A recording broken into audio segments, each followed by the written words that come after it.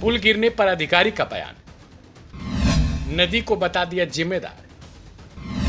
ऐसे कैसे चलेगा बताइए नीतीश बाबू, अधिकारियों पर करिए थोड़ा तो काबू।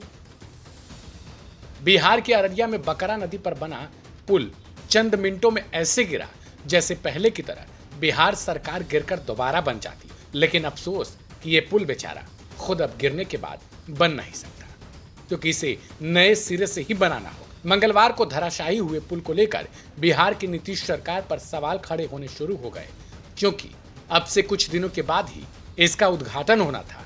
इस मामले में जिस अधिकारी को पुल निर्माण का निरीक्षण करना था, वह अधिकारी अब पुल गिरने का कारण नदी को ही बताने लगा हुआ है। जी हाँ, चौंकिए मत, क्योंकि साहब के मुताबिक बकरा नदी की प्रवृत्ति ही पुल गिरने की वजह हो सकती है। बता दें कि सिकटी प्रखंड में बकरा नदी पर ग्रामीण कार्य विभाग ने कुल 12 करोड़ रुपए की लागत से एक पुल बनाया हुआ था। ग्रामीण कार्य विभाग के कार्यपालक अभियंता इंजीनियर आशुतोष कुमार रंजन को इस पुल निर्माण के जांच की जिम्मेदारी मिली थी। अब इन्हीं का कहना है कि नदी की वक्र प्रवृत्ति की वजह पुल गिरने का कारण हो सकती है। अब साहब को कौन समझाए कि इस पर आने जाने वाले व्यक्ति इन जैसे इंजीनियर थोड़ी ना होते। दुनिया में समुद्र तक पर पुल बनाए जा रहे हैं, पहाड़ों में सुरंगें बनाई जा रही हैं। खुद भारत में न जाने कितने पुल कईयों नदियों और महाराष्ट्र में समुद्र पर पुल बना दिया गया, लेकिन इन जैसे इंजीनियर कहीं नहीं मिले।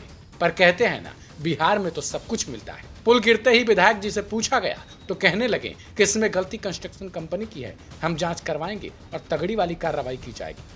पुल जो टूटा है ये विभाग का जो है लापरवाही और पदाधिकारी, ये जो कंस्ट्रक्शन के जो मालिक हैं उनके लापरवाही से ये पुल टूटा है। क्योंकि काम जो है वह जो मापदंड का होना चाहिए वो मापदंड से काम नहीं हुआ, जिसके कारण ये पुल टूटा है।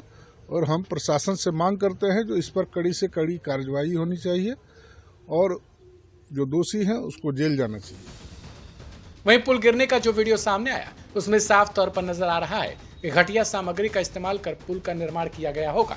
इस कारण पूरा का पूरा पुल भर भरा कर मंगलवार को गिर गया और खुल गई अधिकारियों की पोल। लेकिन विभागीय अभियंता ने इस बारे में कुछ भी न कहकर उल्टे नदी को हादसे के लिए दोषी ठहरा दिया और ये बता दिया कि हाँ, ये पुल आखिर क्यों गिरा था। ये पुल नदी की वजह से नहीं, बल्कि भ्रष्टाचार की उस नींव की वजह से गिरा, जिसे छुपाने में ये अधिकारी साहब जरूर पाए गए। देखना ये होगा कि आखिर अब बिहार के सुशासन बाबू इस पर क्या कोई एक्शन लेते हैं, या फिर इस बार भी 12 करोड़ रुपए बर्बाद होकर नदी की पानी में ऐसे गोते लगाते हुए जनता को खुलेआम मुंह चिढ़ाते हैं।